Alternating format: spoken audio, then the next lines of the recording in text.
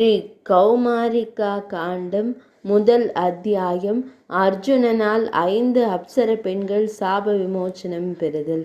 ஸ்ரீ கணேசருக்கு வணக்கம். பிரணவாகாரம் பிரகஸ்பதிக்கு வணக்கம். அந்த பிரம்மதேவருக்கு வணக்கம். பகவான் ஸ்ரீ மகாவிஷ்ணு மூர்த்தியை வணங்குகிறேன். புனித முனிவர்கள் கூறினர், அகன்ற விழிகளை உடையவரே, தென்கடலின் கரையில் அமைந்துள்ள அந்த 5 தீர்த்தங்களை, புனித நீராடல் தலங்களை குறித்து விவரியுங்கள். அவை மக்களால் மிகவும் உயர்வாக பேசப்படுகின்றன. இந்த தீர்த்தங்கள் அனைத்து தீர்த்தங்களையும் தரிசித்த பலனை தருவதாக நாரத மாமுனிவர் முதலானோர் கூறுகின்றனர். அந்த தீர்த்தங்களின் வரலாற்றையும் பெருமையையும் நாங்கள் செவிமடுக்க விரும்புகிறோம். உக்ரஸ்ரவஸ் முனிவர் கூறினார், அற்புதமான புண்ணிய கதைகளை கொண்ட குமாரநாதனின் முருகப்பெருமானின் பெரும் வல்லமையை செவிமடுங்கள். மெய் சிலிர்ப்பும் மகிழ்ச்சியால் தோன்றிய வியர்வை துளிகளும் உடலை ஆட்கொள்ள துவைபாயனர் வியாசமா முனிவர் எனக்கு முன்பு விவரித்த கதை இதுவாகும். இவ்விஷயத்தில் குமாரனால் முருகப்பெருமானால் பாடப்பட்ட அந்த காதையை, புனித பாடலை செவிமடுங்கள். சிறந்த முனிவர்களே, அது தேவர்கள், முனிவர்கள் மற்றும் பித்ருக்களால் போற்றப்பட்ட ஒன்றாகும். ஒரு மனிதன் மத்வாச்சார ஸ்தம்ப தீர்த்தத்தை அல்லது சாத்வாச்சார ஸ்தம்ப தீர்த்தத்தை அடைந்து நீராடினால் அவனது இருப்பிடம் நிச்சயமாக என்னை போலவே பிரம்மலோகத்தில் அமையும். பிரம்மலோகத்தை விட விஷ்ணுலோகம் உயர்ந்தது, அதைவிட சிவலோகம் உயர்ந்தது. ஆனால் தன் மகனிடம் கொண்ட அன்பின் காரணமாக குஹலோகம், முருகனின் உலகம் மிக உயர்ந்ததாக திகழ்கிறது. இவ்விஷயத்தில் முன்பு நாரத மாமுனிவரால் விவரிக்கப்பட்ட பால்குணனின் அர்ஜுனனின் ஒரு அற்புதமான கதை உள்ளது. நான் அதை தங்களுக்கு விரிவாக கூறுகிறேன். முன்னொரு காலத்தில் ஒரு குறிப்பிட்ட காரணத்திற்காக மணிக்கூடத்திலிருந்து கிரீடி அர்ஜுனன் தென்கடலில் உள்ள 5 புனித தீர்த்தங்களில் நீராடச் சென்றான். அச்சத்தின் காரணமாக முனிவர்கள் எப்போதும் அந்த தீர்த்தங்களை தவிர்த்து வந்தனர். குமாரேசனின் கடவுள் கார்த்திகேயனின் முதல் தீர்த்தம் முனிவர் குமாரேசனுக்கு பிடித்தமானதாகும். ஸ்தம்பேசனின் 2வது தீர்த்தம் சௌபத்ர முனிவருக்கு பிடித்தமானதாகும். மற்றொன்று 3வது பார்கரேஸ்வரமாகும். இது பௌலோமிக்கு விருப்பமான ஒரு சிறந்த தீர்த்தமாகும். 4வது தீர்த்தம் மகாகாலம். இது அரசன் கரந்தமனுக்கு பிடித்தமானதாகும். 5வது தீர்த்தம் சித்தேசம் என்று அழைக்கப்படுகிறது. இது பரத்வாஜ முனிவருக்கு மிகவும் பிடித்தமான தீர்த்தமாகும். குருகுலத்தின் சிறந்த வாரிசான அவன் இந்த 5 தீர்த்தங்களையும் கண்டான். அவை மிகுந்த புண்ணியம் வாய்ந்தவை என்றாலும் முனிவர்களால் தவிர்க்கப்பட்டவை. அவற்றை அருகில் கண்ட அவன் நாரத மாமுனிவரை பின்பற்றும் சிறந்த முனிவர்களிடம் இவ்வாறு கேட்டான், இத்தீர்த்தங்கள் மிகவும் அழகானவை மற்றும் அற்புதமான ஆற்றல் கொண்டவை. வேதங்களை ஓதுபவர்களால் இவை ஏன் எப்போதும் தவிர்க்கப்படுகின்றன என்று எனக்கு கூறுங்கள். முனிவர்கள் பதிலளித்தனர், அவற்றில் 5 முதலைகள் வசிக்கின்றன. அவை முனிவர்களை இழுத்து சென்று விடுகின்றன. எனவே குருகுலத்தின் வாரிசே இத்தீர்த்தங்கள் தவிர்க்கப்படுகின்றன. இதனை செவிமடுத்த அந்த வலிமை மிக்க வீரன் அத்தீர்த்தங்களுக்கு செல்ல தீர்மானித்தான். அப்போது அந்த முனிவர்கள் அவனிடம் கூறினர், பால்குணா, அர்ஜுனா, நீ அங்கு செல்வது தகுதியானது அல்ல. அரசர்களும் முனிவர்களும் முதலைகளால் கொல்லப்பட்டுள்ளனர். கடந்த 12 ஆண்டுகளில் நீ லட்சக்கணக்கான தீர்த்தங்களில் புனித நீராடியுள்ளாய். உனக்கு இத்தீர்த்தங்களால் என்ன பயன்? பதங்க விரதத்தை, அதாவது நெருப்பில் விழும் விட்டில் பூச்சிகளின் வழியை பின்பற்றும் தற்கொலைக்கு ஒப்பான விரதத்தை மேற்கொள்பவனாக ஆகிவிடாதே. அர்ஜுனன் கூறினான், என் மீது கருணை புரியும் பெரியோர்களாகிய நீங்கள் கூறியவற்றின் சாராம்சத்தை இங்கேயே எனக்கு விளக்குங்கள். அறத்தையும் நட்பண்புகளையும் நாடு ஒரு மனிதனை உயர்ந்த உள்ளம் கொண்டவர்கள் தடுக்கலாகாது. புனிதமான சடங்குகளை செய்ய விரும்பும் ஒருவனை அறிவிலியான ஒருவன் தடுத்தால் அவனை சார்ந்திருப்பவர்களின் ஆழ்ந்த பெருமூச்சுக்களால் அவன் சாம்பலாகி போவான். மின்னல் கீற்றை போல வாழ்க்கை கன நேரமே நிலைத்திருக்க கூடியது. அத்தகைய வாழ்க்கையை புனிதமான சடங்குகளாக செலவிட்டால் அது அப்படியே கழிந்து போகட்டும். அதில் என்ன தீங்கு இருக்கிறது? தர்மத்திற்காக தங்கள் உயிர், செல்வம், மனைவியர், புதல்வர்கள், நிலங்கள் மற்றும் இல்லங்கள் ஆகியவற்றை அர்ப்பணிப்பவர்களே பூமியில் உண்மையான மனிதர்கள் ஆவர். முனிவர்கள் பதிலளித்தனர், பார்த்தனே, நீ இவ்வாறு கூறுவதால் உன் ஆயுள் நீடிக்கட்டும். உன் அன்பு எப்போதும் அறநெறி சார்ந்த வாழ்க்கையின் மீதே இருக்கட்டும். நீ விரும்பியபடியே சென்று செய்வாயாக. இவ்வாறு கூறப்பட்டதும் பரத குலத்தோரின் சிறந்தவரான அர்ஜுனன் அவர்களுக்கு பணிவுடன் வணங்கினான். அவன் ஆசைகளால் ஊக்கப்படுத்தப்பட்டான். பின்னர் அவன் அந்த புனித தீர்த்தங்களை தரிசிக்க சென்றான். அதன் பின்னர் எதிரிகளை அழிக்கும் அந்த வீரன் மகா முனிவர் சௌபத்ரனின் சிறந்த தீர்த்தத்திற்கு சென்றான். அதில் இறங்கி நீராடத் தொடங்கினான். அப்போது நீருக்கு அடியில் உலவிக் கொண்டிருந்த ஒரு பெரிய முதலை மனிதர்களில் புலி போன்றவனும் குந்தியின் மைந்தனுமான தனஞ்சயனை அர்ஜுனனை பிடித்து கொண்டது.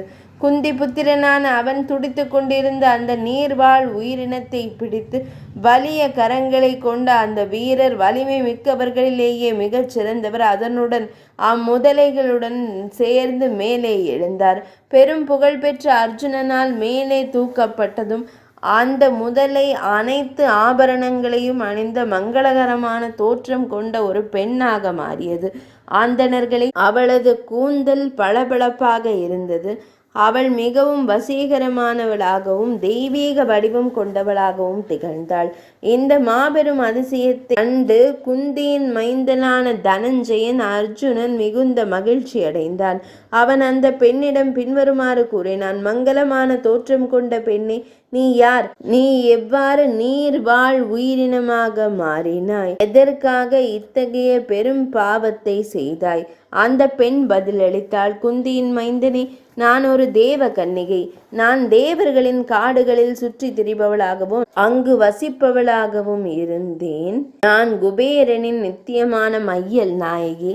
என் பெயர் வர்ச்சா. வலிமை மிக்க கரங்களை கொண்ட வீரனே, எனக்கு வேறு 4 தோழிகள் இருந்தனர். அவர்கள் அனைவரும் பேரழகு வாய்ந்தவர்கள் மற்றும் தங்கள் விருப்பப்படி எங்கும் செல்லக்கூடிய ஆற்றல் கொண்டவர்கள். நான் அவர்களுடன் இணைந்து தேவர்களின் அரசனின் இருப்பிடத்திலிருந்து புறப்பட்டேன். அப்போது நாங்கள் அனைவரும் நிலையான இருப்பிடம் ஏதுமற்ற துறவியான ஒரு அந்தணரை கண்டோம். அவர் அழகாக இருந்தார். வேத மந்திரங்களை ஓதிக்கொண்டிருந்தார். தனிமையான ஓரிடத்தில் வசித்து வந்தார். வீரனே, அந்த காடு அவரது தலத்தின் ஒளியால் சூழப்பட்டிருந்தது. சூரியனைப் போல அவர் அப்பகுதி முழுவதையும் பிரகாசிக்கச் செய்தார். அவரது தவம் அற்புதமான தோற்றம் மற்றும் அழகிய அம்சங்களை கண்ட நான் அவரது தவத்திற்கு சிறிது இடையூறு விளைவிக்கும் எண்ணத்துடன் அந்த இடத்திற்கு இறங்கி சென்றேன். பரத குலத்தோனே, சௌரபேயி, சாமேயி, உத்புதா, லதா மற்றும் நான் ஆகிய அனைவரும் ஒரே நேரத்தில் அந்த அந்தணரை அணுகினோம். பாடிக்கொண்டும் விளையாடிக்கொண்டும் அவரை மயக்கும் வகையிலும் கவர்ச்சியாகவும் நடந்து கொண்டோம். பெரும் வீரம் கொண்ட அந்த முனிவர் எங்கள் மீது தங்கள் மனதையோ கவனத்தையோ திருப்பவில்லை. மிகுந்த ஒளி பொருந்தி அவர் சற்றும் அசைந்து கொடுக்கவில்லை. அவர் களங்கமற்ற தவத்தில் ஆழ்ந்திருக்கிறார். சிறந்த சத்திரிய குல வீரரை, அந்த பிராமணர் எங்கள் மீது கோபம் கொண்டு நீங்கள் முதலைகளாக மாறி 100 ஆண்டுகள் நீருக்கு அடியில் வசிக்க கடவீர்கள் என்று சாபமிட்டார். அதன் பின்னர் பரத குலத்தில் தோன்றியவர்களுள் சிறந்தவரே, நாங்கள் அனைவரும் மிகுந்த துயரமும் வேதனையும் அடைந்தோம். பாவமற்ற அந்த தபசியான பிராமணரிடம் நாங்கள் சரணடைந்தோம். அழகு, இளமை மற்றும் காமம் ஆகியவற்றால் நாங்கள் செருக்குற்றிருந்தோம். தகாத செயலை செய்துவிட்டோம். பிராமணரை, எங்களை மன்னித்தருள வேண்டும். உயர்ந்த ஆன்ம நிலையை அடைந்த உங்களை சோதிக்க இங்கு வந்ததுவே எங்களுக்கு மரணத்திற்கு சமமான தண்டனையாக அமைந்துவிட்டது. தவசியே, அதுவே எங்களுக்கு போதுமானதாக இருக்கிறது. அறம் மற்றும் தர்மத்தை ஆராய்வோர் பெண்கள் ஒருபோதும் கொல்லப்படக்கூடாதவர்கள் என்றே கருதுகின்றனர். எனவே தர்மம் அறிந்த முனிவரே, அறிஞர்களின் இந்த கருத்தை நீங்கள் நியாயமானதாக ஏற்க வேண்டும். நல்லவர்கள் தன்னிடம் சரணடைந்தவர்களை காத்து ஆதரிப்பார்கள். நீங்களும் சரணடைவதற்கு தகுதியானவர். எனவே உங்களை நாடி வந்துள்ளோம். எனவே எங்களை மன்னித்தருள வேண்டும்.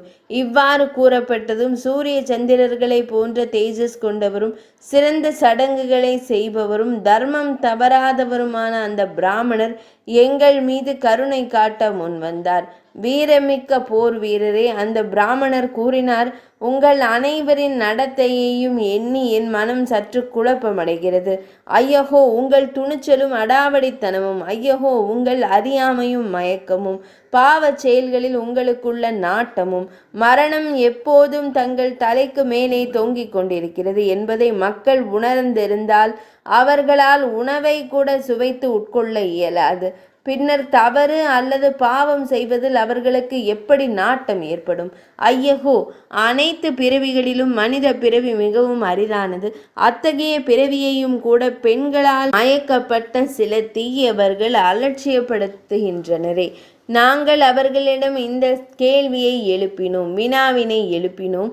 உங்கள் பிறவிக்கு காரணம் என்ன? அதனால் கிடைக்கும் பயன் என்ன? இதை உங்கள் மனங்களில் ஆழமாக சிந்தித்துவிட்டு பதில் கூறுங்கள். உயிரை அளிக்கும் இவர்களை, பெண்களை நாங்கள் குறை கூறவில்லை. அவற்றை கையாள்வதில் பொறுப்பற்றவர்களையும் எவ்வித கட்டுப்பாடுமின்றி அவற்றில் ஈடுபடுபவர்களையும் மட்டுமே நாங்கள் கண்டிக்கிறோம். பிரபஞ்சத்தின் வளர்ச்சிக்காகவே தாமரை மலரில் தோன்றிய இறைவனால் தம்பதியர் படைக்கப்பட்டுள்ளனர். எனவே அந்த செயல்முறை தொடர்ந்து நடைபெற வேண்டும். அதில் எந்த பாவமோ அல்லது தீங்கோ இல்லை. நெருப்பு கடவுளின் முன்னிலையிலும் பிராமணர்களின் சபையிலும் உறவினர்களால் மனம் முடித்து வைக்கப்பட்ட பெண்ணுடன் இல்லற வாழ்க்கையை மேற்கொள்வதே ஆசீர்வதிக்கப்பட்டதாகும்.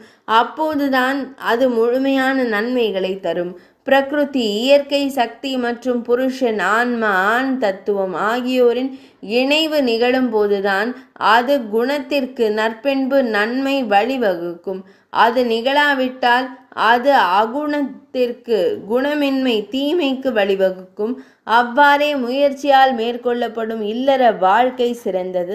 அது சிறந்த குணத்திற்கு, அதாவது நன்மை மற்றும் நலனிற்கு ஏதுவானது.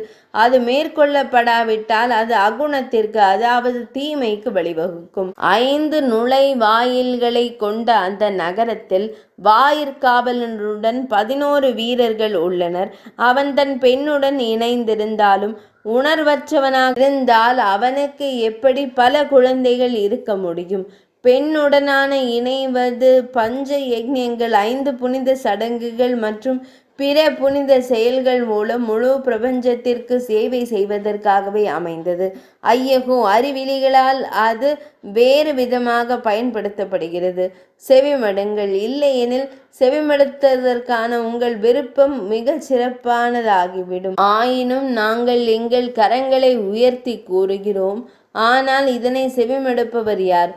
ஆண் விந்து என்பது உடலின் 6 தாதுக்களின் உடலின் இன்றியமையாத கூறுகள், சாரமாகும். தகுதியான யோனியை தவிர்த்து தகுதியற்ற யோனியில் குயோனி அதை செலுத்தினால் யமன் கூறியுள்ளபடி அதனால் பல தீமைகள் விளையும். முதலில் அவன் மருத்துவ மூலிகைகளுக்கு எதிரியாகிறான்.